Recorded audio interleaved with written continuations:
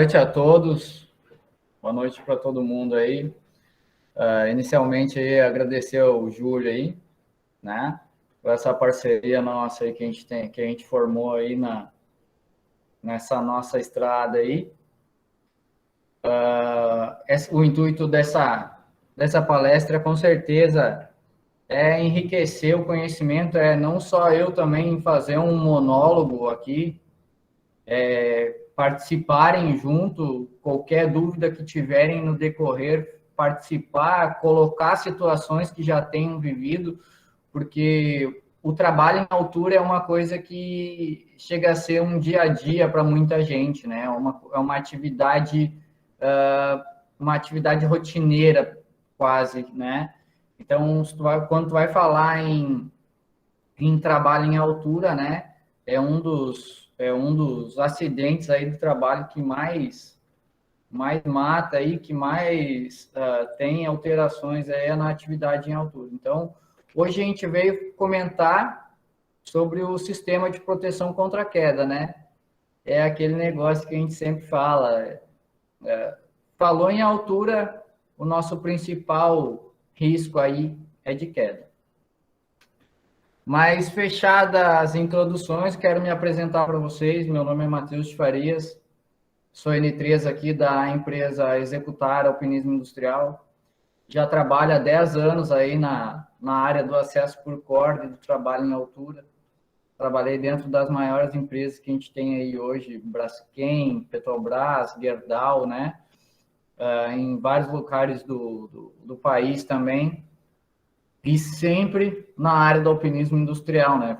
Foi aonde eu comecei lá no meu nível 1 e até hoje venho trazendo as minhas experiências aí a cada nível que a gente vem galgando, né? Então, vamos dar início aí, quero passar a apresentação para vocês aqui do nosso estudo, tá? No nosso estudo dirigido, né, a gente vai falar sobre basicamente dois sistemas, né? O sistema de proteção coletiva e o sistema de proteção individual. Esses são os dois sistemas que a nossa norma cita, né? Isso acabou vindo aí em alterações aí nas portarias, né? A gente teve umas alterações agora em 2019, né? A gente teve algumas alterações também. Então, por meio de algumas portarias aí, a norma vem se modificando. Deixa eu buscar aqui. Então, pessoal, aqui, ó. O sistema de proteção contra a queda, né? A norma dita que ele é obrigatório, né? A não ser que seja impossível, né? A gente evitar o trabalho em altura, né? Se não for possível, a gente tem que adotar ele, né?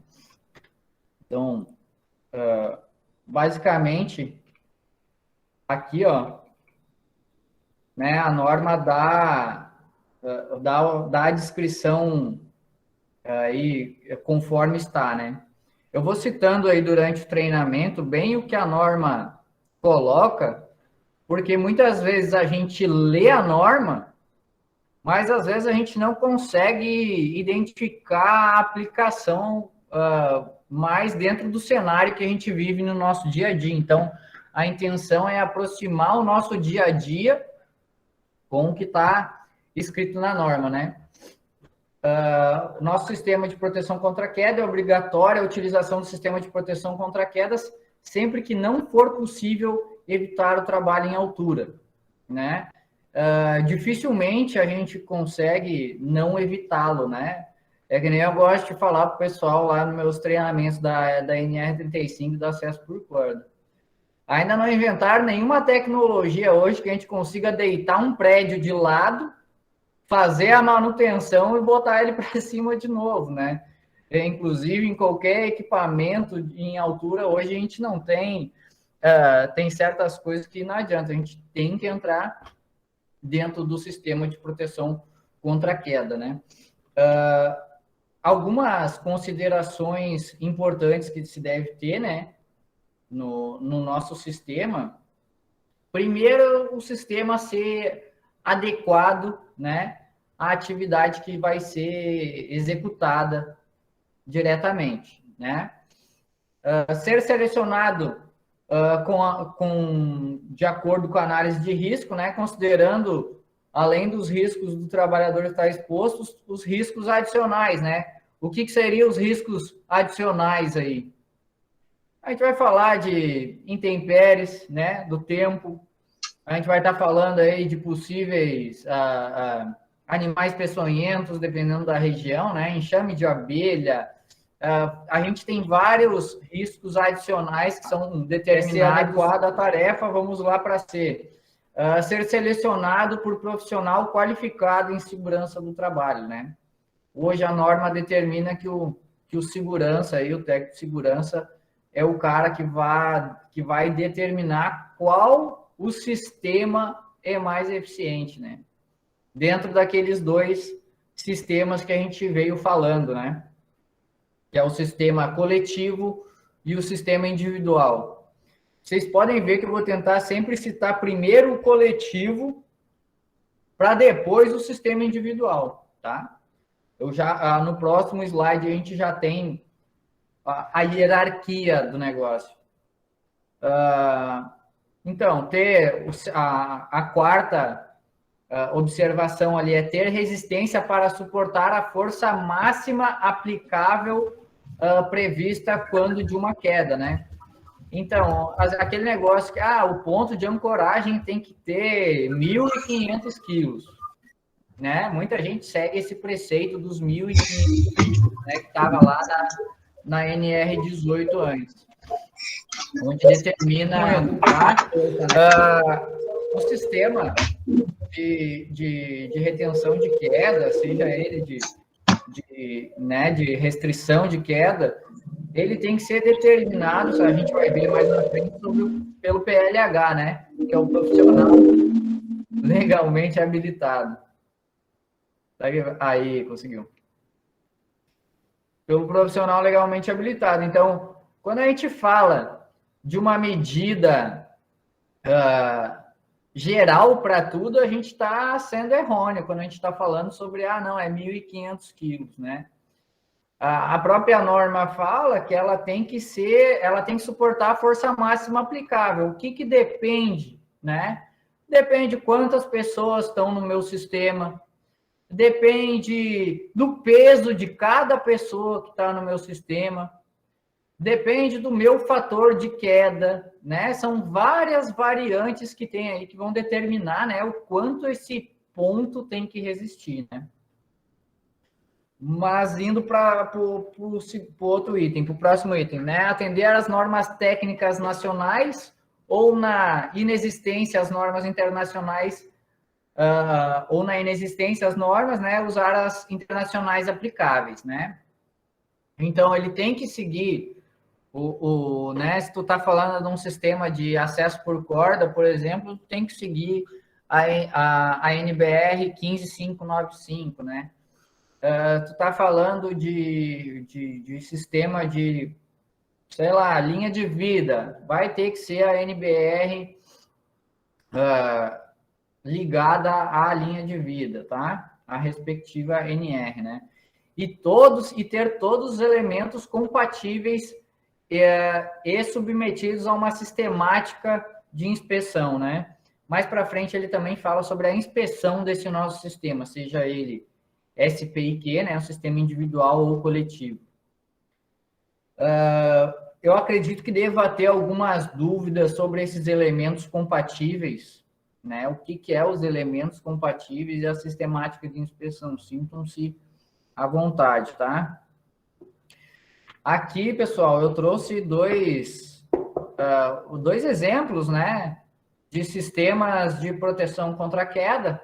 Um deles individual e outro deles coletivo, né? Um coletivo muito conhecido pela gente, né? Não deixa de ser não só um EPC, que nem o pessoal considerava antes, né? mas ele está dentro do SPCQ, né, do Sistema Coletivo contra a Queda. É aqui o guarda-corpo, né, o sistema de andaime já, um sistema de pré-engenharia já montado, né, um guarda-corpo no padrão ali, 1,20, né, com guarda-corpo na escada. Então, esse é um sistema de proteção coletiva, né, porque ele evita que um coletivo de pessoas que esteja ali em cima, que esteja a transitar naquela área, não venha a ter uma queda, tá? Já aqui ao lado, né, nós temos um sistema de proteção individual, né? Coisa que às vezes a gente tem até uma ideia um pouco errada. Ah, mas linha de vida é coletivo ou é individual, né? Pô, tem duas pessoas na linha de vida. Ele é coletivo ou ele continua sendo individual? Mais para frente aí a gente vai bater nessa informação, tá? Mas falando sobre o sistema de proteção individual, são coisas que a gente vai ver ali na norma depois, né? Que ele compreende, o sistema individual ele compreende em 3 partes, né? O EPI que a gente utiliza, né? O elemento de ligação, né? O elemento de união, e o ponto de ancoragem, né? Então, vocês podem ver que até na norma ali, no decorrer do curso, vocês vão, do treinamento aqui, vocês vão ver que a norma fala muito mais sobre o individual do que o coletivo.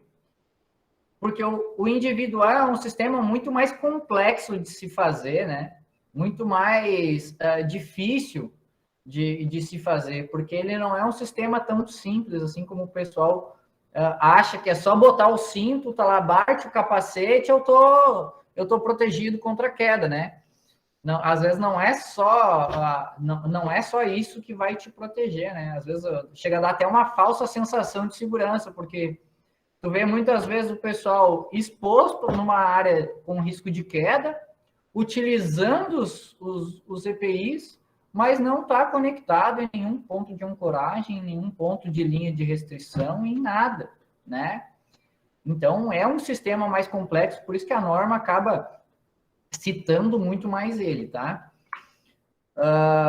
Né? Agora, falando sobre a hierarquia da aplicação, né? O nosso sistema de proteção individual, gente, ele tem na verdade, o sistema de proteção contra a queda, ele tem uma hierarquia. Qual é ela? Né? A gente sempre optar, né, pelo sistema de proteção coletivo, primeiramente, né? Aqui fala, né, item 35.5.3. Se vocês quiserem buscar a referência aí na norma, tá? Eu peguei exatamente o que está lá. Mas se vocês quiserem pegar, entrem ali no site do governo, né? Tem todas as normas sempre atualizadas, né? Até posso www.gov.br, né? Tu entrando ali, tu tem acesso a todas as normas, né? Então, lá nessa hierarquia, primeiro a gente sempre conta, né? Que nem está aqui, com o sistema de proteção coletiva contra quedas, né? Primeiro eu vou tentar botar um guarda-corpo, eu vou tentar criar uma estrutura, eu vou tentar botar uma rede, né? Hoje nós temos sistemas, né? Na verdade, a norma brasileira ainda não evoluiu a esse ponto, que nem já tem normas internacionais aí que falam mais sobre as redes de proteção. A gente vai comentar depois, porque tem vários sistemas de retenção de queda, né? E de restrição de queda que são utilizadas redes, tá? Mas aqui hoje, basicamente, o nosso sistema é o guarda-corpo, né? É o rodapé, né? Então, primeiramente, a gente tenta sempre aplicar o sistema coletivo, né? Então, de sistema de proteção individual contra a queda, né? Quando é que a gente vai aplicar ele, né? Na impossibilidade de adoção de um sistema de proteção coletivo, né? Ah, Matheus, mas eu posso botar um andaime em qualquer lugar. né? Às vezes o cara olha a norma aqui, não, tem que ser primeiro o sistema coletivo. Mas a gente também tem que ver a aplicação do equipamento, né? Pô, eu vou fazer um exemplo, eu vou trocar um ar-condicionado num prédio que tem 14 andares e eu tenho que trocar lá no 10º andar um ar-condicionado. Vale a pena eu montar todo um sistema de proteção coletivo até o 11º andar, que vai me custar mais ou menos uns 5 dias de montagem, mais uma exposição de uma equipe de montagem de andaime, de mais um monte de tempo para fazer a montagem, né? Sem falar o número de pessoas expostas, para o cara chegar ali e fazer a troca de uma máquina que vai levar meia hora, né? Então, a gente tem que ter também esse entendimento de quando aplicar o sistema coletivo, né? A gente tem que ter esse bom senso também, até porque nós que trabalhamos com prevenção, geralmente a gente, quem não trabalha, acaba trabalhando para alguma empresa, né? Então, há limitações de recursos, né? Isso a gente já fala de recursos financeiros, né? Nem sempre a gente vai conseguir aplicar o sistema coletivo, então na impossibilidade do sistema coletivo, né? E sempre também a gente vai aplicar o SPIQ, o sistema individual, quando o sistema de proteção coletiva não oferecer toda a proteção necessária, né? Muitas vezes a gente já tem no local ali algumas áreas com guarda-corpos, outras áreas que estão em constante transformação aí numa obra, ou em algum ambiente mais dinâmico, que a gente não vai conseguir estar toda hora montando o guarda-corpo, desmontando o guarda-corpo, montando tela, por mais que já tenha alguma estrutura pré-montada, né? Então, a gente vai adotar o SPIQ. E para atender também situações de emergência, a gente sempre opta também pelo IQ, porque dentro dele lá a gente tem o acesso por corda, a gente tem algumas atividades aí, tá? Então, tá tranquilo, acho a hierarquia, né? Primeiro a gente opta sempre pelo sistema coletivo, né? Na impossibilidade da adoção do sistema coletivo, sistema individual.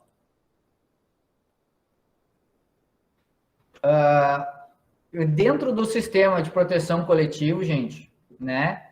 A gente tem algumas determinações, né? Esse sistema coletivo não é só chegar lá e botar uma tela, botar um guarda-corpo, né? Ele tem que ser projetado como ponto de ancoragem lá para o sistema individual, ele tem que ser projetado por um profissional legalmente habilitado, né? Esse profissional legalmente habilitado não é nós, não é eu, Matheus, alpinista, nível 3, não é o técnico de segurança, não é o bombeiro civil, não é o engenheiro, né, ligado a essa área, seja um engenheiro de segurança, um engenheiro mecânico, um engenheiro civil, ele é o profissional que vai saber calcular as forças envolvidas aí nesse sistema, tá? O local, eu vou citar alguns itens também da NR18, porque a gente fala mais sobre proteção coletiva na NR18 do que na NR35, né? Lá na NR18 ela fala, né, sobre as medidas de proteção contra a queda, que é obrigatório a instalação de proteção coletiva, né, onde houver risco de queda ou projeção de materiais em objetos em torno da obra, projetada também por profissional legalmente habilitado. Depois, se vocês quiserem dar uma pesquisada lá na NR18, vocês vão ver lá no item 18, 19, lá da NR, que ele cita muito sobre o sistema de proteção coletiva. Aqui nós temos alguns exemplos. Sistemas de proteção coletiva, aqui é um sistema já mais modernizado, né? O sistema de redes, né? Sistema de telas. Vocês podem ver que é um sistema que realmente evita que o cara se projete para fora. Um sistema muito, muito assertivo que o pessoal lá para fora tem feito. Porque pensa, para tu fazer uma atividade, que para tu instalar um SPIQ, tu teria que ter, um exemplo, tá? Aqui o profissional poderia trabalhar até sem cinto. né? Porque não tem como ele se projetar para fora do risco, a não ser que, claro, tem algum vão interno, tá? Eu estou falando especificamente desse layout aqui. Ele não precisaria utilizar nenhum cinto, não precisaria ter um ponto de ancoragem específico para ele, não precisaria ter uma linha de vida, nada, né? Esse sistema coletivo aqui traria a proteção necessária, né, contra a queda de objetos, queda de pessoas. E aqui o nosso sistema mais conhecido, né, o sistema ali de plataformas de andaime, né, mas também tu tem aquela exposição do pessoal que faz a montagem desse sistema, né? Esse pessoal vai utilizar o sistema individual para fazer a montagem do sistema coletivo, né? Então, aí segue algum exemplo. Falando sobre as redes e as telas, tá, pessoal? Aí, ó, lá na NR18, ela que acaba citando essa norma internacional, né, a EN 12631, que ela fala sobre aquela tela ali que eu mostrei de exemplo para vocês, né? Quando da utilização de redes de segurança, essas devem ser confeccionadas e instaladas de acordo com os requisitos de segurança e ensaios previstos nas normas 1263/1 e EN 1263/2, ou normas técnicas nacionais vigentes, tá? Lá na nossa NR18 também, ela cita uma ISO. Mas a ISO lá que ela cita é uma ISO mais para referenciar o teste que é feito na corda da tela, sabe? Não é nada assim. Essa ISO não vai resolver os nossos problemas, mas essas normas internacionais sim falam bem sobre esse sistema de rede de tela, né? O projeto de rede de segurança deve conter o procedimento na fase de montagem, ascensão e desmontagem, né? Ou seja, tu não pode ser um negócio que tu instala ali de qualquer jeito, tem que ter um projeto e um procedimento para isso, né? Aqui fala algumas características, as redes devem apresentar malha uniforme em toda a sua extensão, quando necessárias emendas na panagem da rede, deve ser asseguradas as mesmas características da rede original. Chega a ser, né? Pô, tu vai fazer uma emenda no negócio, tu não vai deixar um vão ali no meio, né? Tem que deixar ela o quão mais parecida com o original, né? Quando necessário emenda panagem, deve ser assegurada a característica da rede original com relação à resistência à tração e à deformação, além da durabilidade, sendo proibidas emendas com sobreposição da rede, ou seja, tu não pode só botar uma e botar outra atrás, tá? Elas têm que ser ligadas diretamente. Qualquer vão que possa ficar aí, a gente já pode ter algum escape, seja ele de uma pessoa ou de uma ferramenta, de algum material, tá? A emenda deve ser feita por profissional capacitado sob supervisão do profissional legalmente habilitado. A norma gosta muito de citar aqui o profissional capacitado, né? Hoje, quem é o profissional capacitado para fazer essa emenda, né? Hoje é uma coisa que fica meia vaga, ela não diz se é o fabricante que tem que capacitar esse cara, se é a empresa que tem que capacitar esse cara, é uma coisa que fica realmente no ar, né? O sistema de rede deve ser submetido a uma inspeção semanal para a verificação de todos os seus elementos e pontos de fixação, né? E falando um pouco sobre os elementos, né? De inspeção. Com certeza a gente tem que estar sempre com esse material, todo material de trabalho em altura tem que estar sempre bem inspecionado, né? Seja ele individual ou coletivo. Dentro ainda das redes e telas, né? Conforme a NR18 e a norma a 1263/1, as redes de segurança para a construção civil devem possuir uma etiqueta permanente que apresente os seguintes itens, né? O nome e logotipo do fabricante, capacidade mínima de absorção de energia da malha, selo do órgão certificador independente, designação correta conforme a 1263/1, número de identificação, data de fabricação e validade. Então, a gente vê que não é... Aqui eu botei um exemplo, tá? De uma rede aqui da certificação que vem na rede, né? Aqui, se vocês, não sei se vocês conseguem enxergar bem, cita N, né? 1263/1, né? Com seu número de registro, com tudo. Não é qualquer rede, não é aquela tela mosquiteiro que o pessoal bota nas construções, na obra, para só fazer retenção de material e de resíduo, né? Não é qualquer rede, né, que a gente enquadra dentro dessa rede de SPCQ, né, de Sistema de Proteção Coletivo, tá? Alguma dúvida, pessoal? Alguém quer comentar sobre o sistema de proteção coletiva? Eu não quero tornar isso um monólogo. Se alguém quiser complementar aí, tá tranquilo? Então tá, eu quero comentar algumas questões aqui, tá?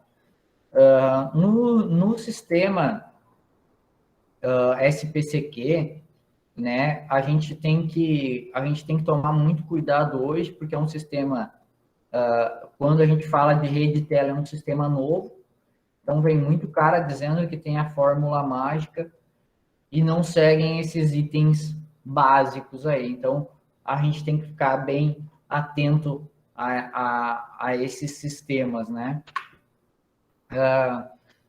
Agora a gente já entra bem que o SPCQ é um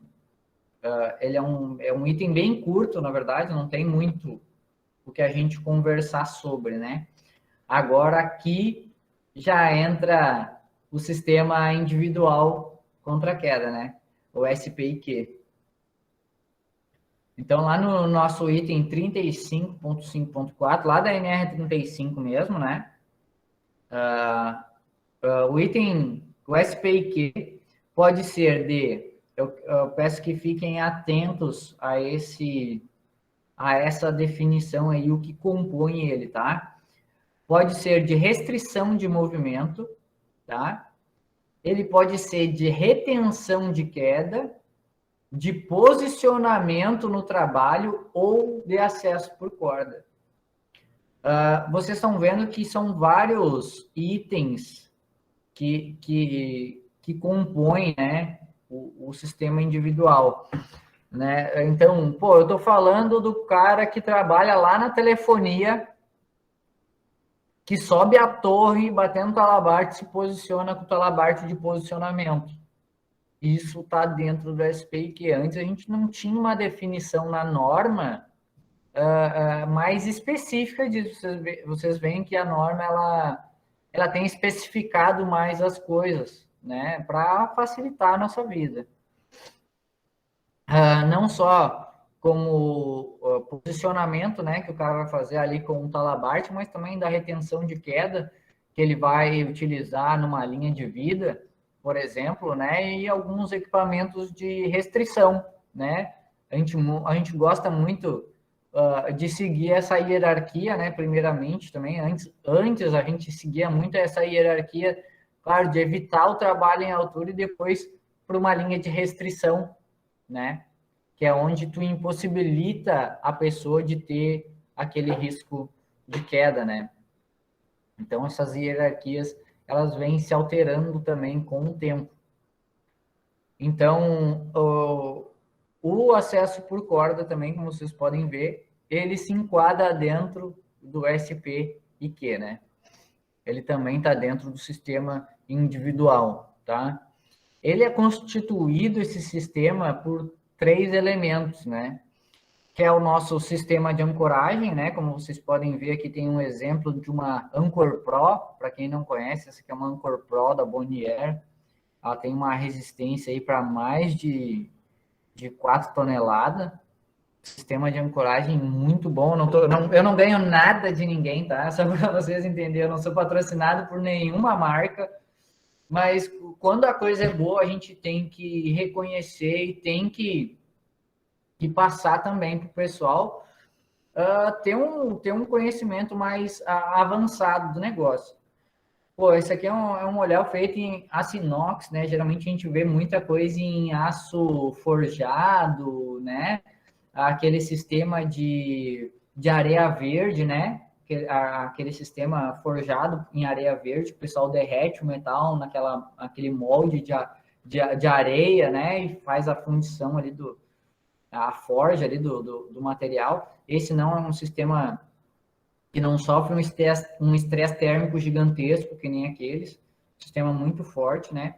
Ele é composto também pelo elemento de ligação, né? Ou elemento de união, que vai ser o nosso talabarte, pode ser o nosso trava-quedas, né? E dentro desse trava-quedas, pode ser o deslizante, pode ser o trava-quedas retrátil, né? Que nem eu mostrei lá no início a gente tem um exemplo lá no início, né? Que mostra ali o trava-quedas retrátil. E o nosso cinto, né? O nosso EPI, né? O equipamento de proteção individual, né? Então, esses três elementos aí que compõem o SPIQ. Matheus, sempre vai ser esses elementos? Sempre vai ser esses elementos, tá? Sempre vão ser esses elementos que vão constituir o sistema individual. Porque quando a gente fala de coletivo, tá? A gente tem como base aquele sistema livre, né? Quem veste o sistema coletivo é o ambiente só, né? Não o trabalhador.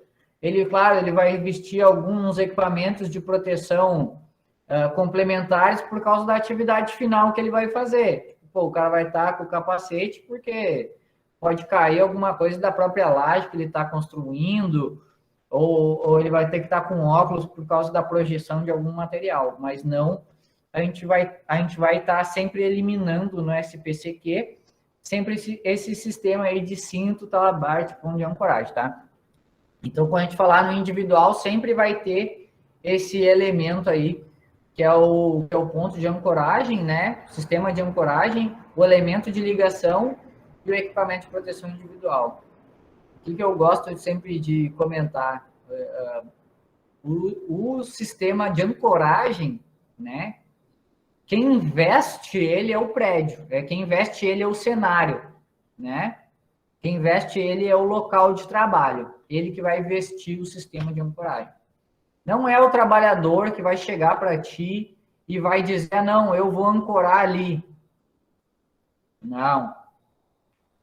Profissional legalmente habilitado. Vai ser um engenheiro mecânico que vai dizer, não, aquele ponto ali, ó, o cara vai ter um fator de queda de, sei lá, um fator de 1,5, tá? Ali pode gerar 1.200 quilos e esse ponto de ancoragem aqui resiste a 1.500, tá? Esse é o cara que determina o local que a gente pode se ancorar, tá? PLH, gente. PLH. Eu sei que o pessoal deve se perguntar, Matheus, mas não é quem determina, mas não é assim que a gente faz. Pessoal, infelizmente o sistema é esse. Tem que ter uma RT de cada ponto de ancoragem que vai ser utilizado, porque isso sim vai ser um sistema de ancoragem eficiente, calculado para isso, né? É aquilo que eu já tinha comentado com vocês, não é 1.500 quilos para tudo. Daí eu estou fazendo uma linha de vida para 4 pessoas utilizar um vão de 3 metros, tá? Um vão pequeno que seja. Mas 5 pessoas vão poder subir ali em cima. Vai ser 1.500 quilos que vão segurar, sei lá, 5 pessoas? Não vai. Então, a gente não pode levar tudo na mesma régua, né? Então, o sistema de ancoragem que investe é o local. O elemento de ligação vai ser o elo entre o equipamento de proteção, que quem investe é o trabalhador, né?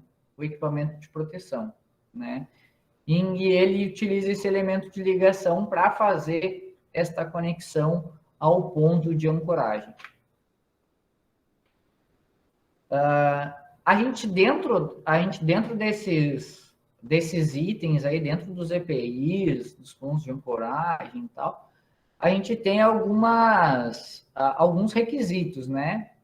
Os equipamentos de proteção individual devem ser, né? Eles devem ser certificados, né? Adequados para a utilização pretendida, né? Ajustados ao peso e à altura do trabalhador, são itens que vão sempre mudar essa nossa visão, né? Uma coisa é eu projetar para uma pessoa de 50 quilos, outra coisa é projetar para uma pessoa de 120 quilos. Hoje a gente tem cintos que, se vocês forem olhar na especificação do fabricante, é até 100 quilos.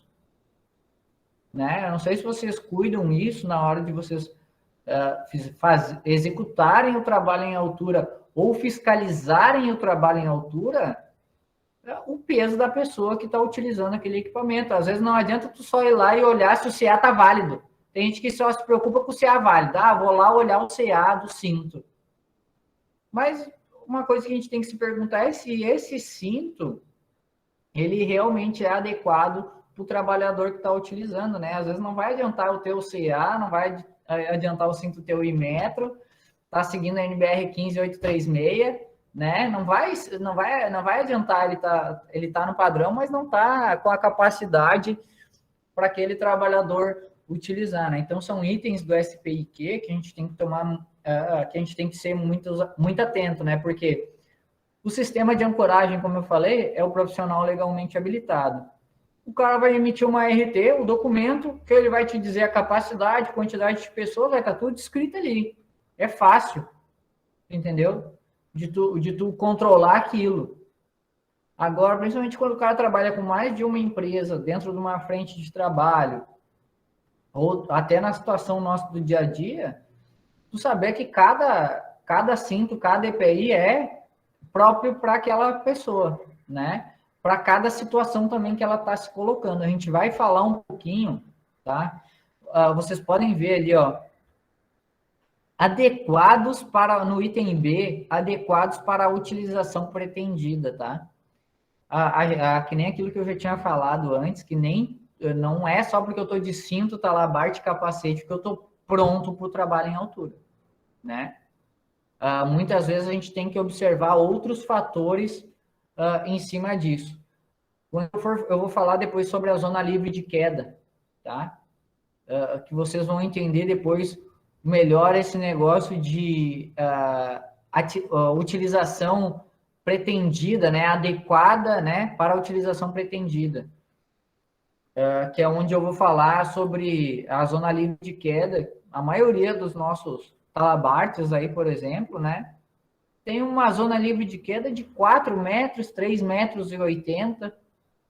Então, daqui a pouco eu tô eu vou trocar uma lâmpada aqui em cima, né?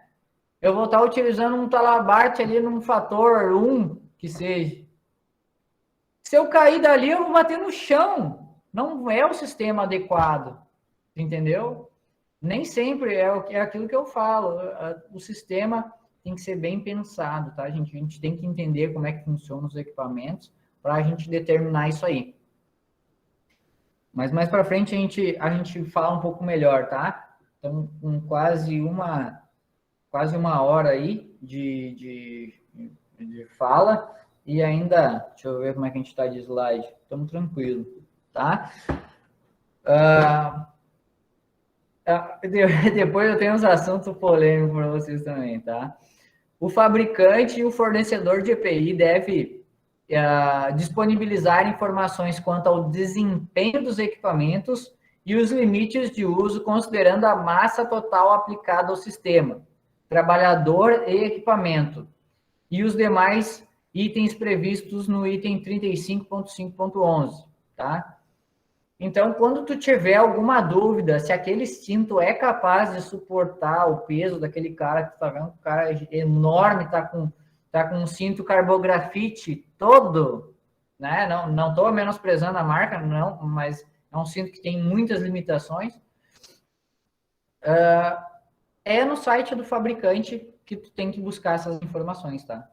É no site do fabricante.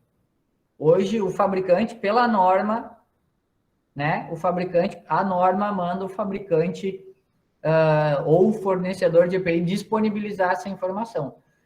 Se o fornecedor ou o fabricante não disponibiliza esse tipo de informação, revejam os fornecedores.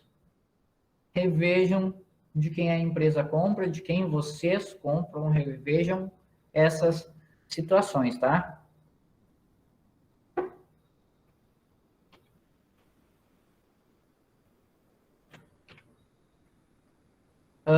Todos esses itens, gente, de sistema individual, eles têm que ter uma inspeção.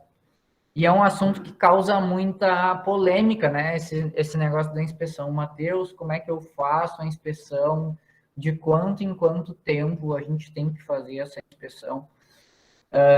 Quem é que faz essa inspeção? Então, vamos ler um pouco o que a norma diz e vamos aplicar, né? Então, a inspeção na aquisição e periodicamente, né? Devem ser efetuadas inspeções no SPIQ, recusando-se os elementos que apresentarem defeitos ou deformações, né? O segundo item ali fala que antes do início dos trabalhos deve ser efetuada a inspeção rotineira de todos os elementos do SPIQ. Então, Matheus, todos os elementos do SPIQ, tá, mas os elementos não são pontos de ancoragem, o elemento de ligação e o EPI? O cinto é mais tranquilo da gente ter uma avaliação visual do cinto. Geralmente eles têm indicadores de queda, né? O talabarte também tem indicador de queda. Mas e o ponto de ancoragem? Eu tenho que testar ele todo dia. Ele tem que ser inspecionado todo dia, né? Como é que eu vou testar ele todo dia, né? Isso a norma deixa um pouco vago. A gente tem como padrão sempre fazer uma inspeção nesses pontos de ancoragem em 6 meses, né? De 6 em 6 meses a gente vai lá com um torquímetro, aplica uma carga em cima desse ponto de ancoragem, né? Se ele é um ponto de ancoragem artificial, e faz o teste, né? Isso um teste periódico, fora o inicial, né? Mas a norma não cita diretamente, né? Como deve ser feita essa inspeção no ponto de ancoragem, tá? Deve-se registrar sempre o resultado das inspeções, né? Acho que todo mundo conhece aí o formulário, né? O checklist de pré-uso do cinto. Né? Com certeza eu tenho, como a gente fala ali que a inspeção ela tem que ser feita antes do uso, né? E ela deve ser feita, né? No caso antes do início do trabalho e periodicamente, né? Essa periodicidade que a gente tem de 6 meses é um formulário diferente do antes do uso, né? São duas coisas distintas.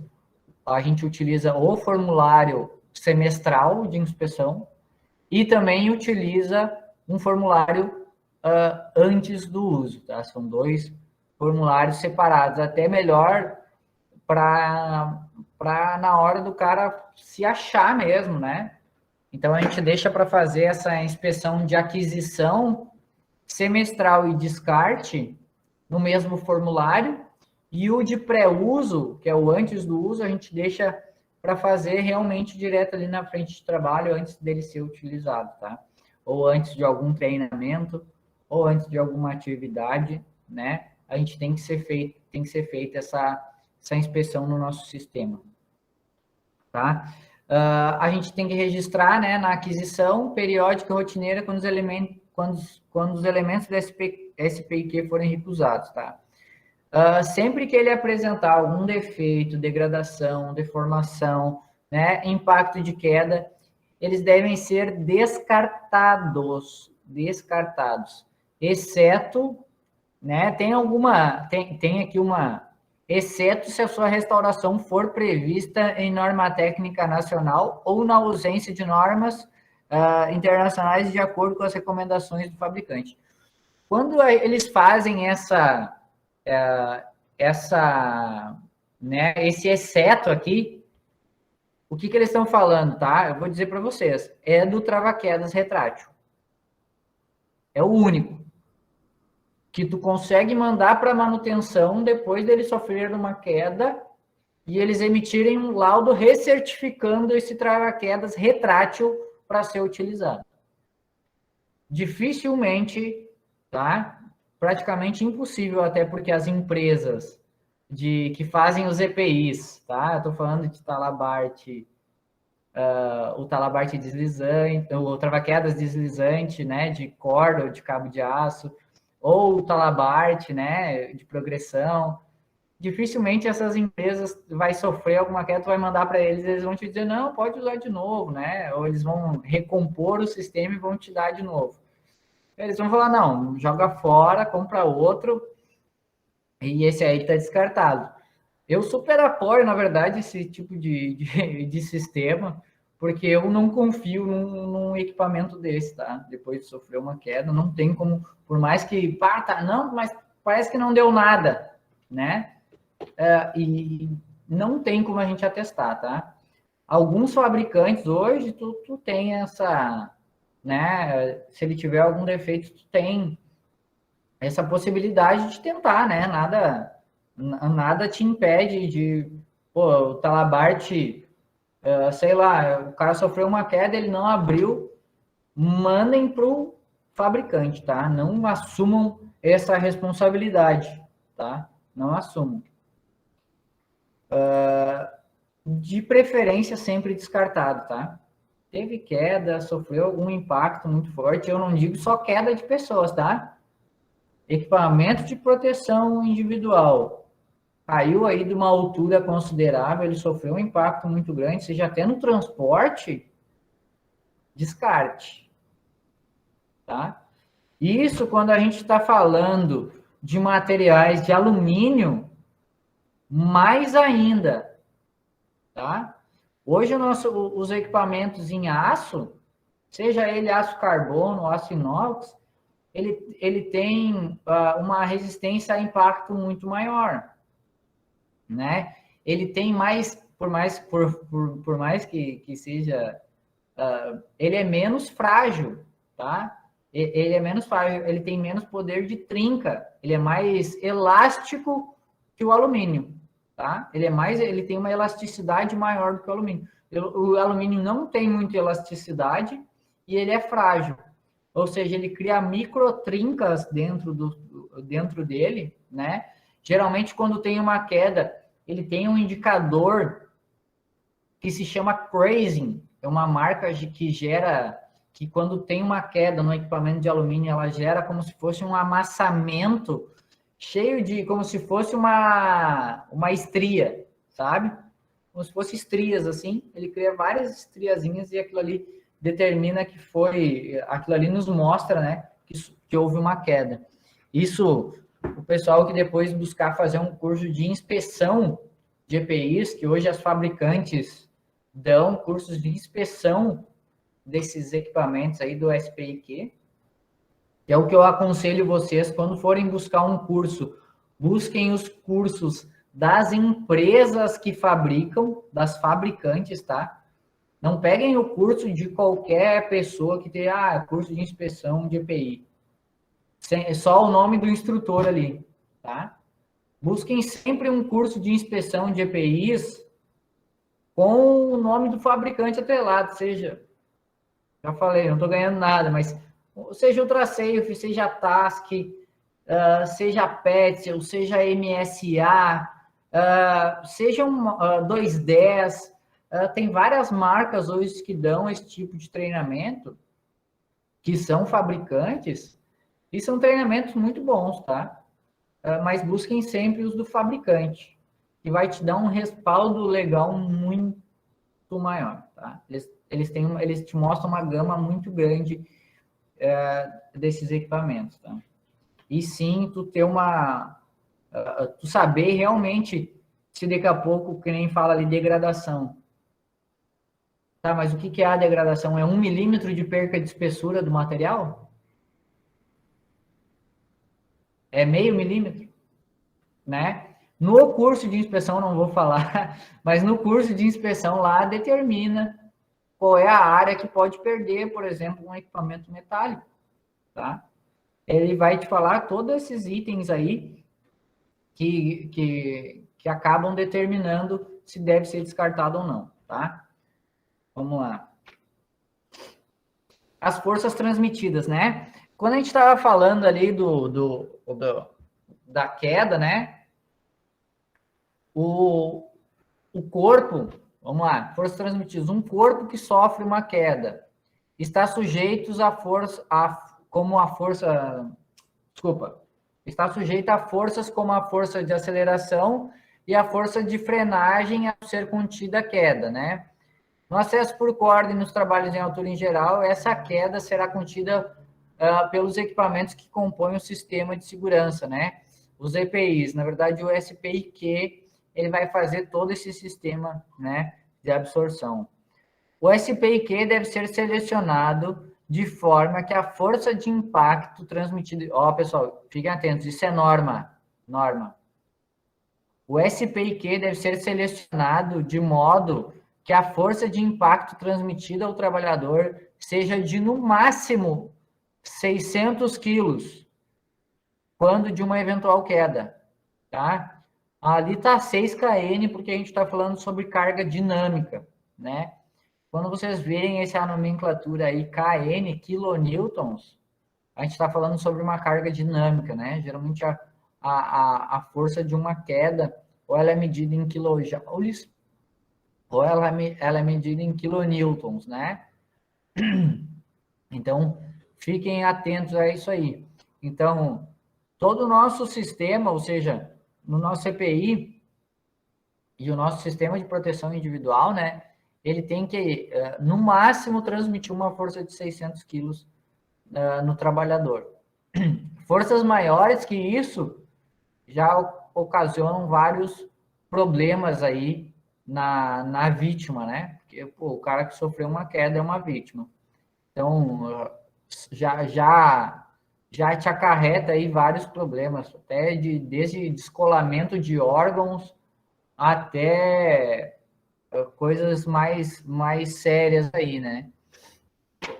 Muito importante, tá? Eu não comento aqui no treinamento, mas vocês estão vendo aí o cara suspenso, né? Pelo cinto. A gente tem uma coisa que a gente tem que tomar muito cuidado, né? A gente, principalmente o pessoal que trabalha nessa área de resgate, né? Que é o tempo que a vítima vai ficar nessa posição, né? O pessoal já deve ter escutado falar sobre a síndrome da suspensão inerte, né? Várias vezes é comentado isso dentro dos cursos de NR35, de trabalho em altura. Eu falo bastante no nosso curso que a gente tem aqui de acesso por corda, né? Que é a síndrome da suspensão inerte, o tempo, né? De resposta que a gente tem que ter para fazer esse resgate, né? Para que não venha a ter agravamentos aí a vítima, né? Então, são coisas que a gente tem que tomar muito cuidado. Isso na hora de a gente da empresa ou da gente escolher um cinto também, isso aí faz muita diferença, né? Pô, eu estou escolhendo um cinto um pouco mais simples, nem sempre esse cinto vai te dar um conforto muito grande, né? Geralmente são cintos que vão te apertar muito mais, né? Com muito menos conforto, que vão agravar essa situação, tá? O sistema, né? Aqui a gente fala sobre os sistemas, né? Utilizados dentro do SPIQ, que é mais ou menos o que eu já tinha comentado com vocês, que dentro do sistema de ancoragem, né, tem o que ele é destinado para restrição de movimentação, né, que deve ser dimensionado para resistir às forças que possam vir a ser aplicadas. Qual que é a força que vai ser aplicada numa linha de restrição, por exemplo? Alguém sabe me dizer aí qual é a carga que pode vir a ter aí um sistema de restrição? Vamos ver se o pessoal está participativo aí.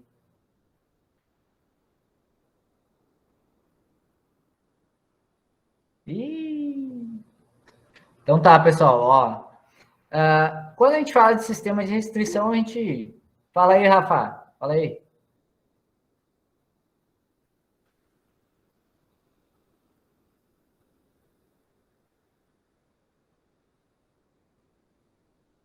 Desbloqueia o microfone aí, pode falar com a gente. Bom, eu espero que tu não me pegue num pega-ratão aí, mas vou Não. interpretar. Se a gente está falando de restrição de queda, então não seria possível haver uma queda e também não seria possível essa geração de carga no sistema, já que ele está impedido, né, por uma limitação de movimento. É bem isso aí, Rafa, que tu comentou, tá? Não é nenhum pega-ratão, não.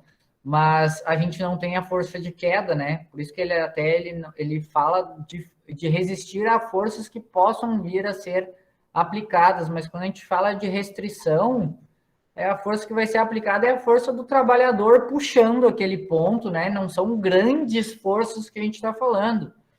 A gente parte sempre de uma base de 600 quilos de resistência, né? Que é o ponto que o trabalhador não vai conseguir se projetar, não vai conseguir puxar de maneira nenhuma aquele ponto, né? E é o máximo que uma força, digamos assim, uma pessoa vai poder aplicar, né? Já é um sistema até mais superdimensionado. Mas agora, quando a gente fala de queda, já é um sistema bem diferente, né? Mas a restrição de queda é bem isso aí. Depois a gente tem exemplos melhores aí do que é a restrição de queda, tá? Então, havendo possibilidade de ocorrência de queda com diferença de nível em conformidade com a análise de risco, o sistema deve ser dimensionado como retenção de queda. Né? Nem sempre eu vou conseguir aplicar um sistema de restrição. Aquilo que eu tinha falado para vocês entra agora, que é a hierarquia também, né? Se eu posso evitar do cara cair, eu vou evitar dele cair e vou fazer uma linha de restrição, né? Um exemplo, eu estou trabalhando num telhado que tem laje, né? Melhor exemplo. Eu vou pegar um ponto central ali do telhado, vou montar uma linha que restringe o trabalhador de chegar até a borda. Eu acho que eu tenho alguns exemplos aqui. Ó, eu vou evitar, né, nesse meu sistema aqui, vocês podem ver, tem um alpinista aqui que está executando uma pintura num tanque ovalizado ainda, né? Mas ele tem aquela corda ali, restringe ele de se deslocar mais para frente do que aquilo. Então, isso é um ponto de restrição de queda, né? Então, sempre que a gente puder evitar a queda do trabalhador para a gente não gerar aquela força, a gente preza sempre pelo sistema de restrição, né? Aqui como se fosse, aqui tem um outro exemplo, né? Que é como se fosse o telhado ali com uma laje, né? Que eu vou montar a linha de vida a ponto que não restrinja o trabalhador de cair, né? Aqui tem alguns exemplos, né? E depois a gente vai para o sistema de retenção de queda, né? Quando a gente está falando de sistema de retenção de queda, a gente já leva em consideração que o trabalhador pode vir a cair. Por isso que eu digo da hierarquia, né? Tentem sempre colocar a restrição em primeiro lugar, não havendo, né? Um exemplo, vou trabalhar num telhado que não tem laje embaixo, é uma telha de brasilite, né? O cara está numa telha ali de fibrocimento, eu não tenho como fazer nenhum sistema de restrição de movimento, ele vai estar sempre exposto a partir do momento que ele vai estar em cima do telhado, por mais que ele esteja usando pranchão, né? Eu não vou conseguir encher o telhado de pranchão, eu vou botar só onde ele estiver caminhando, e nisso ele pode tropeçar e cair. Então, eu já estou falando de sistemas, né, de queda, né? Aí alguns exemplos de um sistema vertical, né, que é o sistema mais conhecido aí de subida na escada, né? Um trava-quedas de cabo de aço. E aqui também alguns sistemas fixos de linha de vida, tá? Nesse de cima aqui não tem, tá, pessoal? Mas o sistema de linha de vida não é simplesmente um cabo de aço ali esticado, né? ele tem que ter sistema de absorção, ele tem que seguir alguns itens aí que tem na NBR, tá? Às vezes o cara olha, vou montar uma linhazinha de vida para o pessoal trabalhar, o cara vai ali, estica uma corda de um lado ao outro e utiliza a corda como linha de vida, que é onde o cara tem chance de cair, tá? Essa corda, um exemplo, né, o pessoal que monta muito, a corda, não, se tu olhar no site do fabricante, tá? Pode olhar no site dos melhores fabricantes. Eu vou citar um aí, Petzl, fabricante francês de equipamento, internacional e os caramba. Não tem teste horizontal na corda, tá? As cordas são testadas sempre no sentido vertical, tá? Então, tomem cuidado com a linha de vida de corda, tá? Sistemas de cabo de aço é mais fácil de a gente dimensionar, né? É muito mais fácil de ser dimensionado isso e já tem muitos sistemas pré-fabricados disso. Já pega aquele sistema e já monta direto, né? Tem vários fabricantes hoje, um exemplo da Anchor Pro lá da Bonnier, ela vende um sistema já para tu utilizar aquele equipamento numa linha de vida, tá? Então, aquilo ali é um sistema de retenção de queda, vamos voltar lá, né?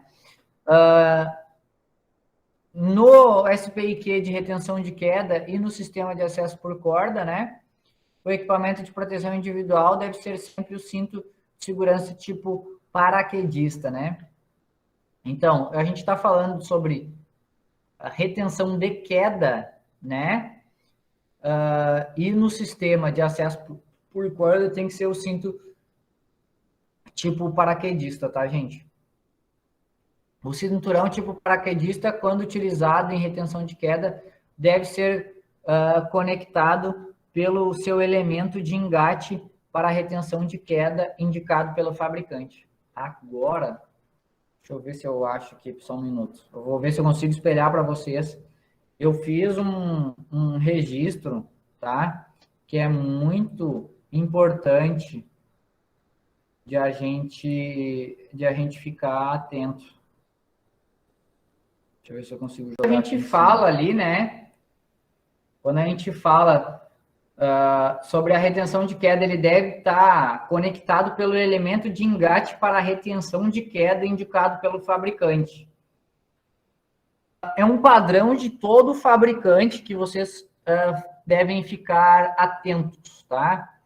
Todo fabricante, no seu ponto de retenção de queda, ele determina esse ponto como um olhar tipo A. Vocês estão vendo que aqui é a parte da frente de um cinto paraquedista, ele tem um A aqui, ó, a letra A ao lado. E se vocês verem, até nos cintos mais básicos tem também esse sistema. Esse aqui aqui é a parte do peitoral, né? Mas a gente tem também alguns cintos que ficam na parte de trás, né? No dorsal, que a gente fala. Se vocês forem olhar ali discretamente também no azinho ali, no espaldário, tem a letra A, né? Esse é o local indicado pelo fabricante, né? E por todos, na verdade, todos os fabricantes, isso está lá na NBR, que ele tem que determinar esse ponto tipo A, que é onde a gente vai instalar o nosso ponto de retenção de queda, né? De restrição ou contenção de queda. Esse é um ponto bem fácil da gente localizar no cinto. Só que ele tem alguns cintos que ele tem um pega-ratão, tá? Ele tem pega-ratão no cinto. Esse cinto aqui, ó, que é um cinto um pouco mais comum, não sei se vocês vão conseguir ver direito, tá? Eu vou tentar aproximar aqui. Mas ele tem aqui, ó, A/2. E aqui no outro lado ele tem de novo, ó, A/2. Esse ponto aqui, ele só vai ser um ponto de retenção de queda quando os dois pontos estiverem unidos, tá? Ele é um ponto que ele é dividido.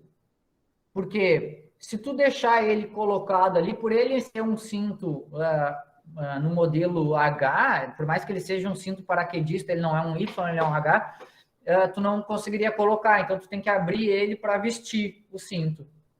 E na hora de vestir o cinto, na hora de fazer a conexão, seja do teu talabarte, do teu trava-quedas deslizante, do teu trava-quedas retrátil, de qualquer sistema de elemento de ligação, ele tem que estar sendo, ele tem que ser feito a fixação dos 2 pontos. Então, o teu talabarte tem que estar preso nos 2 pontos para ele contar como um olhar tipo A, tá? Então, fiquem atentos. Porque esses cintos aqui, às vezes, é fácil de ver o pessoal ligado, às vezes, só a um lado do cinto, tá? Mas isso não é o ponto da correta utilização, tá?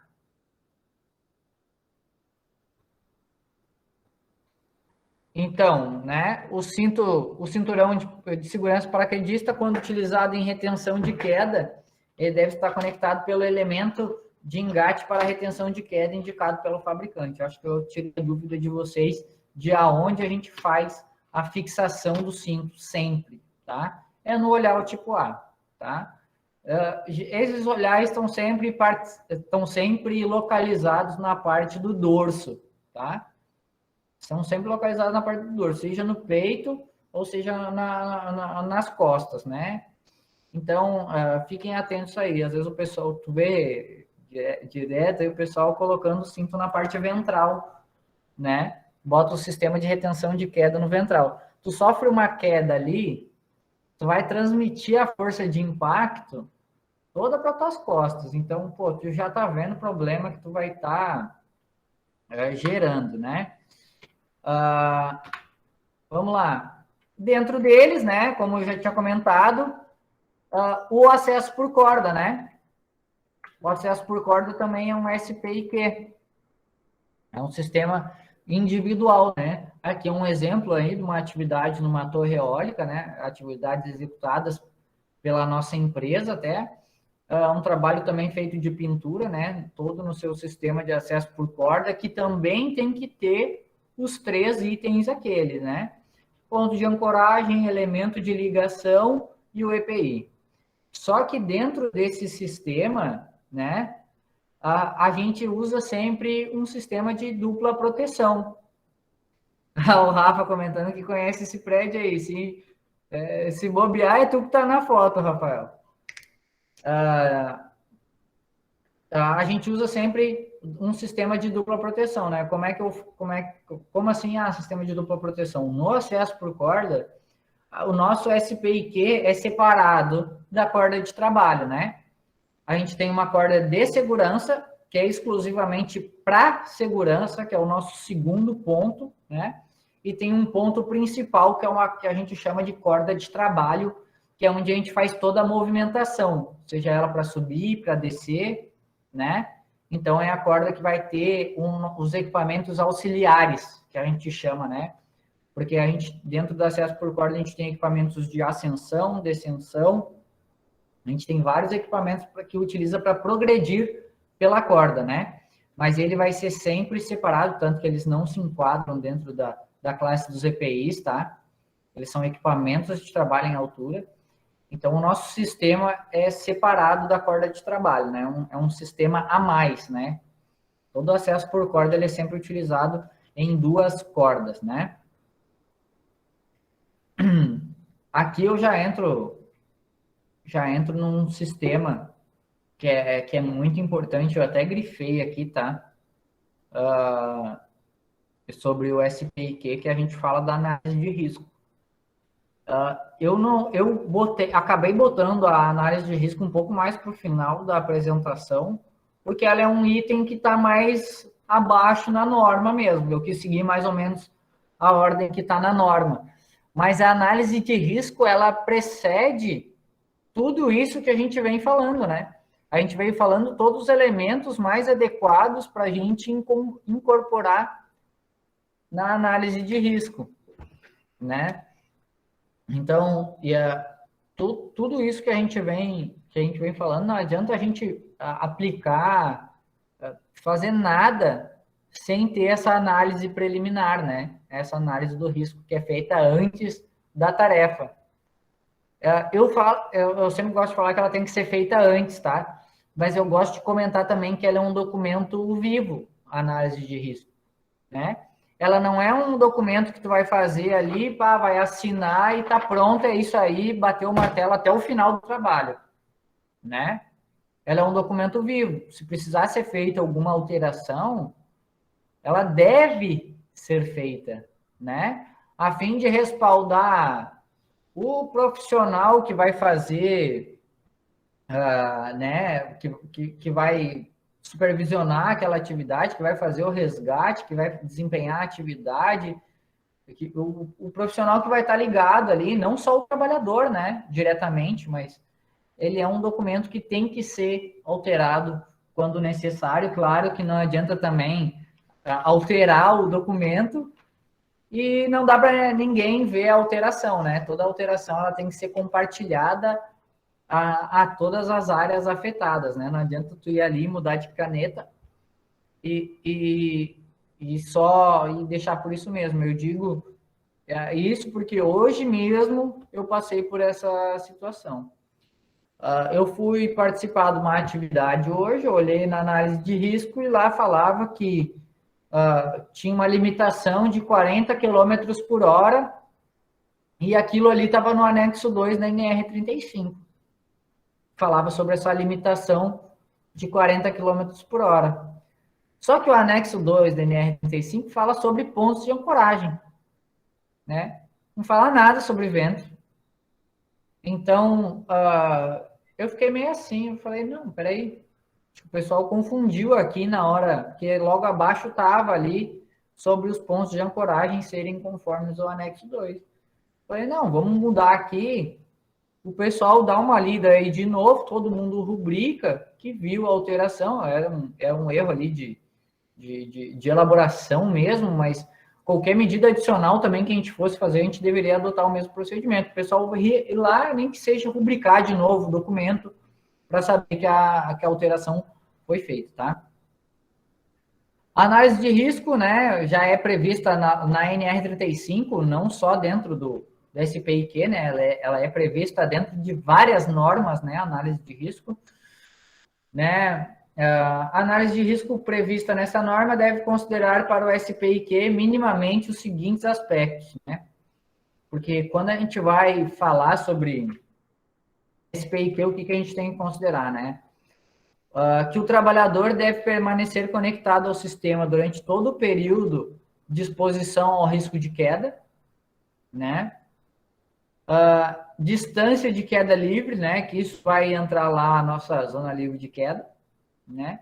O fator de queda, né? Todo mundo sabe calcular o fator de queda aí, sabe já, né? O pessoal é esperto, né? A gente vai pegar a altura da queda e dividir pelo tamanho do equipamento aí que vai fazer a absorção, né? A utilização de um elemento de ligação que garanta um impacto de no máximo 600 kN, né? Será transmitido no trabalhador quanto à retenção de queda, né? A zona livre de queda e a compatibilidade entre os elementos do SPIQ.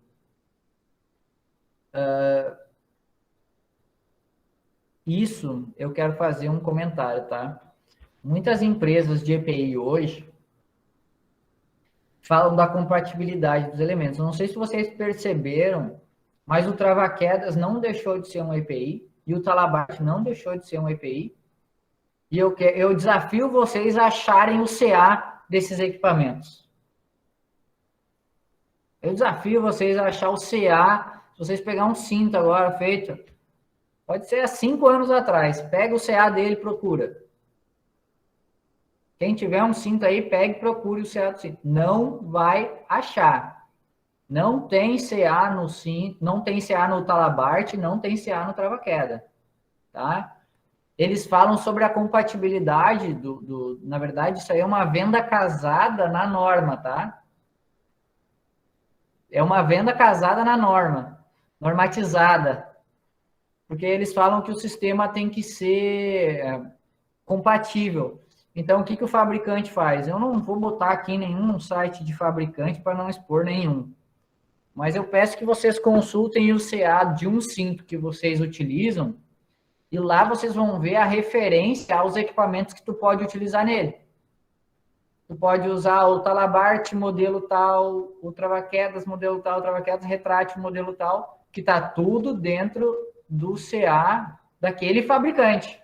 Se tu comprar um cinto da marca X, tu só pode usar o Talabart e o Travaquedas da marca X, né?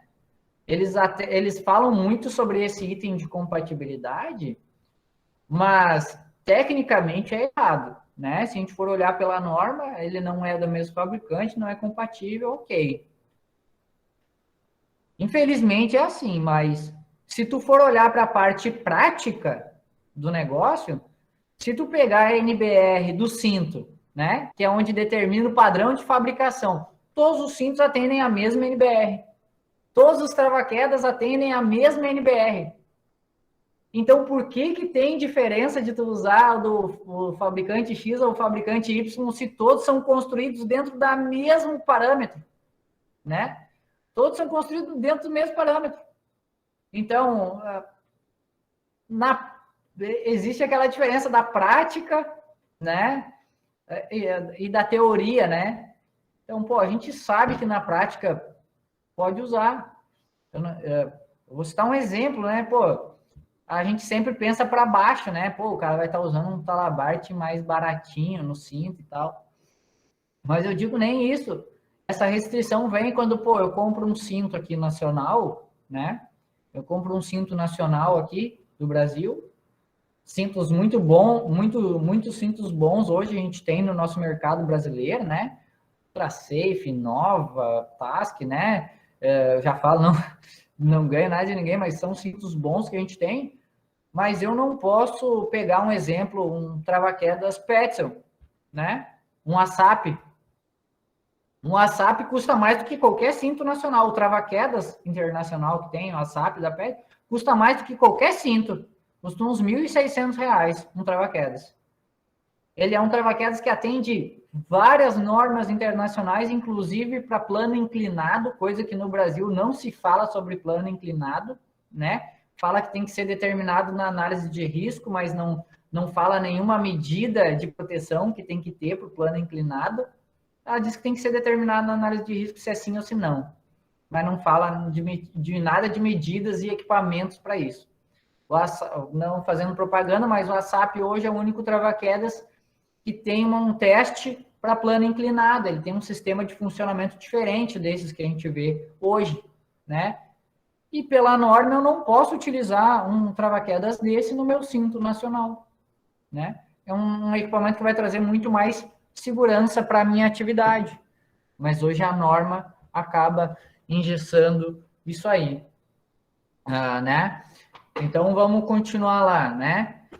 O Talabart e o dispositivo travaquedas devem ser posicionados, né? Quando aplicável acima da altura do elemento de engate para retenção de queda, é aquilo que a gente fala lá no fator, né? Sempre tentar manter o ponto de conexão desses sistemas de retenção sempre acima do ponto de conexão, né? Ah, Matheus, é acima dos ombros, é acima da cabeça. Não, é o ponto de conexão dele, né? Ali que a gente faz a conta para determinar o fator de queda, né? De modo a restringir a distância de queda livre, né? A gente tem que diminuir esse nosso fator de queda, né? Então, a gente tem que levar ele sempre o mais acima possível. E de forma a assegurar, em caso de ocorrência de queda, que o trabalhador não colida com a estrutura inferior, né? É aquele negócio que a gente fala sobre a zona livre de queda, né? A zona livre de queda é aquela distância que tem com a abertura do... Eu vou comentar depois aqui ainda, a gente ainda tem um tempinho, tem uma meia horinha aí, para falar sobre isso. Eu vou comentar também sobre a zona livre de queda, que é para o cara não vir a bater no chão, né? Aqui eu venho trazer um conceito que é universal, aí vocês já viram milhares de vezes, mas eu gosto de fazer o pessoal sempre tentar entender melhor esse sistema, né? O sistema de perigo e risco, né? Esse conceito de perigo e risco, né?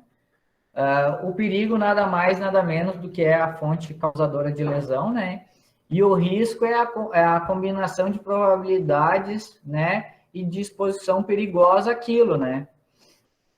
Que vai te trazer problemas à saúde, né? Vai te causar lesões, né? Então, se a gente fala de risco, risco é o que nos afeta diretamente, né? Mas o que determina se isso vai se tornar um risco é a nossa exposição ao perigo, né? Aqui a gente tem um modelo que a gente sempre traz junto, né? Sobre o perigo, né? O perigo é algo que tem potencial de causar dano, né? E o risco é a probabilidade que o perigo ocorra, né? Ou seja, tem o tubarão ali, né? Representa o perigo, né? E a partir do momento que eu me exponho, né, a esse perigo de nadar com o tubarão, eu tenho risco de ser mordido, eu tenho risco dele de sofrer um dano físico com isso, né? Na altura, a gente sempre traz isso diretamente à queda, né? Quando a gente fala de altura, é o pior, é o risco mais que a gente sempre tenta ter medidas, né, de mitigação para isso, tanto que o SPIQ e o SPCQ estão aí para isso, né? Para trazer medidas para a gente eliminar esse risco, tá? A superfície quente queimadura e um tanque de combustível, um incêndio, né? Esse conceito é uma coisa que a gente tem que ter bem determinado. A melhor maneira, né, da atividade, né, é lá na a identificação dos mesmos, né, definindo gravidade, definindo, né, qual é a ocorrência, a possibilidade de ocorrência de cada um desses itens. Deixa eu ver aqui. Falando sobre o fator de queda, tá? Vamos entrar dentro do fator de queda. Uma coisa que eu gosto muito de comentar com o pessoal, bater na tecla, porque uma atitude prevencionista, né? Por mais que às vezes a gente não entenda ainda muito bem como é que funciona o sistema, isso aqui é uma coisa que é fácil identificação, né? Me corrijam se eu estiver errado, é fácil tu ver se o cara está exposto a uma queda ou não, né? E, pô, o fator de queda, né, é o item que a gente mais tem que levar em consideração, né? Aqui nesse primeiro exemplo aqui, o trabalhador tá exposto a um fator menor que 1, né? Na verdade, ele não é um fator, ele não tem zero fator, ele é um fator menor que 1, porque a distância do peito dele até o ponto de ligação ali ainda tem um pequeno fator, né? Não está esticado. É um fator menor que 1. Na verdade, a gente às vezes tem aquele negócio, né? É o fator 1, 0, 1 e 2. Esses são os fatores. Não. O fator ele pode ser menor que 1. O fator de queda pode ser 5. A gente pode ter um fator 5 de queda. Sim. Pode ter um fator 5 de queda. Porque não é a distância da queda, tá? Pelo tamanho do absorvedor. Eu vou mostrar para vocês um exemplo, tá? Não sei se vocês conseguem acompanhar o mouse aí. Mas se ele tivesse preso nessa estrutura reta aqui ao lado, tá? E isso aqui tivesse 5 metros de altura, tá? Se essa estrutura aqui, digamos que ela tem 5 metros de altura, e ele tivesse conectado aqui em cima, o meu sistema de absorção tem 1 metro, né? O Talabart, digamos assim, vamos partir do pressuposto de 1 metro, né? 5 metros, ele teria, na verdade, 5 metros, se ele tivesse num fator 2, ele teria mais 1 metro aqui para cima, isso, a distância da queda, então, seria 1 aqui, mais 5, mais 1 metro para baixo. 5, 6, 7, tem 7 metros de queda. O teu fator de queda é 7. E o tamanho do absorvedor é 1. Tu pode gerar um fator maior que 2, né? Esse negócio, às vezes, a gente tem muito engessado na nossa cabeça. Isso aí é uma coisa que no curso de acesso por corda eu comento também bastante com o pessoal. principalmente lá no nível 2 ou nível 3, o cara já tem que ter um entendimento diferenciado, assim, não tão engessado para aprendizado, né? Geralmente a gente foca muito no fator 1, o fator 0, 1 e 2, para o pessoal ter para assimilar mais fácil. Então chega uma hora que tua cabeça tem que abrir para o assunto e a gente começa a falar de fatores mais altos aí que podem ocorrer, tá? Então são coisas que a gente tem que estar muito atento. Fator de queda, né? Aqui, pessoal, a gente já entra na zona livre de queda, né? A zona livre de queda é uma coisa que eu gosto muito de falar, é uma coisa que, na hora da gente determinar lá, que nem a gente tinha comentado com vocês, Matheus, vamos determinar qual é o sistema que a gente vai utilizar aqui, né? Eu tenho que levar em consideração esses itens, né? O comprimento do talabarte, geralmente em torno de 1 metro, 1,20 m. O comprimento do absorvedor de queda, né? Isso, o absorvedor de queda, geralmente, né? Dependendo do fabricante aí, ó, é o que eu falo assim, ó, não tem medida exata. Vai variar de fabricante para fabricante, mas vai ser sempre o comprimento do talabarte, né? O comprimento do absorvedor de queda, né? Quando aberto, a distância entre o pé do trabalhador e o ponto de ancoragem do cinto. Por que a gente fala do cinto? Porque se a gente falasse que é a distância do peito, o nosso cinto ele tem um ajuste, correto? O nosso cinto ele não fica grudado no corpo, né? O nosso cinto, quando a gente sofre uma queda, ele tem ali aquela folga. Então, a gente conta a distância sempre do ponto de ancoragem do cinto, né? Geralmente, até os pés do trabalhador, geralmente 1,5 m, e uma altura de segurança de 1 metro, tá? E esses itens aí compõem a zona livre de queda, que a gente sempre tem que levar em consideração, e a norma manda a gente botar isso na análise de risco.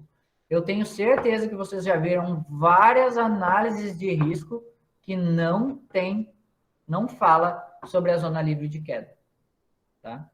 Várias atividades em altura hoje a gente executa sem ter essa informação da zona livre de queda.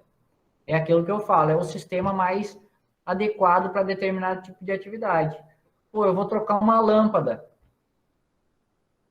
Eu tenho uma zona livre de queda de 4 metros e eu estou trabalhando a 2 metros de altura, não vai ser o equipamento mais eficiente. O que eu vou ter que fazer? Tem equipamentos mais eficientes. Um trava-quedas retrátil, por exemplo, ele é um equipamento que tira muito teu fator de queda, até sempre prezo pela utilização dele. Ele é um equipamento um pouco mais caro, né? Um equipamento, só para vocês terem uma noção aí, até que não é tão caro também, uns menores aí de 3 metros, aí tu acha por R$ 2.000 e tal. Se tu vai para um talabarte retrátil de 16 metros, que nem eu fiz a instalação de um agora há pouco tempo, num terminal portuário, que eles tinham 16 metros de talabarte retrátil, custa na base de uns R$ 20.000, né? Então, é um sistema muito bom, ele acaba sempre fazendo aquela eliminação do fator, né? Porque ele está sempre te puxando para cima ali, sempre tirando aquele fator de queda. É um equipamento ideal para baixas alturas, né? Tanto ele como o trava-quedas deslizante, né? Esse trava-quedas que eu mostrei lá, o cara utilizando na linha de vida, por exemplo, da escada, né? O cara está usando aqui um trava-quedas deslizante, né? Tu tem um fator de queda muito menor por utilizar ele, né? E o retrátil também, o trabalhador está utilizando aqui, né?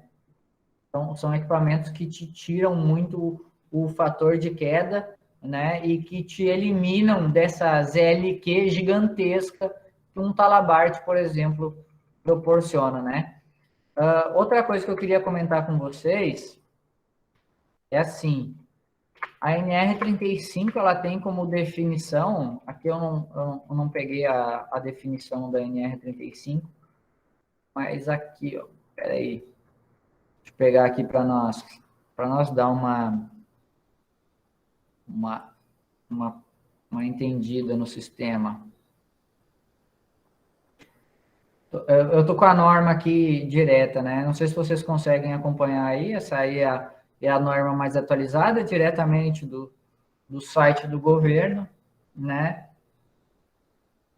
Considera-se trabalho em altura toda atividade acima de 2 metros do nível inferior, onde haja risco de queda, né? Essa é a determinação básica do trabalho em altura, mas eu quero fazer uma ressalva para vocês, como hoje a gente está tendo uma conversa bem técnica sobre sistemas de proteção contra a queda, né? Nem sempre esse 2 metros de altura vai ser a determinação para a gente utilizar um SPIQ, um SPCQ. Às vezes, alturas menores a gente já pode utilizar esse tipo de sistema, né? Pô, eu estou trabalhando a 1,5 metro de altura, eu tenho um desnível ali, que é um equipamento, um exemplo, fusos. Não sei se vocês já trabalharam em alguns equipamentos que têm silos. Às vezes são baixas alturas de equipamentos que têm fusos, são equipamentos ali, tipo parafuso mesmo, que vai puxando o grão. E a pessoa, às vezes, trabalha exposto do lado daquilo ali, a 1,5 metro. Não é considerado trabalho em altura. Mas tu ter um sistema de retenção, tu ter um sistema de restrição àquilo, é muito importante. A gente pode aplicar esses elementos. Então, o que eu falo para vocês, como profissionais prevencionistas, não fiquem só nessa limitação, não, é 2 metros de altura, é menos de 2 metros, tá? Às vezes, quando a gente tem esse risco de queda, que possa vir a gerar algum dano grave, porque aqui ele fala sobre queda de diferença de nível, 2 metros. Mas tu tropeçar e cair, é uma queda também, né? É uma queda de mesmo nível, né? Então, claro que tu tropeçar e cair, tu não vai andar com uma linha de vida o tempo inteiro, para tu não tropeçar e cair. Mas há certas situações que a gente deve observar, tá, gente? Para que, na hora da gente determinar um sistema de proteção contra a queda, a gente levar em consideração o ambiente. Pô, o cara está exposto a cair num fuso, ele está disposto a cair num equipamento móvel, né? São coisas que a gente tem que levar à aplicação do sistema de proteção de restrição, por exemplo, né? Que é aquele sistema que te restringe de chegar a um local. E esse sistema de restrição, que é o que a gente mostra aqui, ele está sempre ligado diretamente à atividade em altura. Não da exposição ela só fala do risco de queda. Ela não fala de outros riscos, né? Um risco de esmagamento, de prensamento. Então, há outras situações, sem ser o trabalho em altura, que a gente pode aplicar sistemas de restrição, tá? Não se limitem a estar dentro só da NR35 o sistema de restrição. Muitas vezes a gente tem que utilizar esse sistema de restrição mesmo sem ter um risco de queda, tá? Eu deixo esse alerta para vocês, que vocês vejam bem essas questões, tá? Bom, pessoal, a gente está já se encaminhando para o final já da atividade, até para não ficar muito maçante, né? Há algumas fontes aí que a gente veio buscar para fazer a nossa apresentação, né? Está baseado na NR18, está baseado na NR35, né? No anexo 2 também.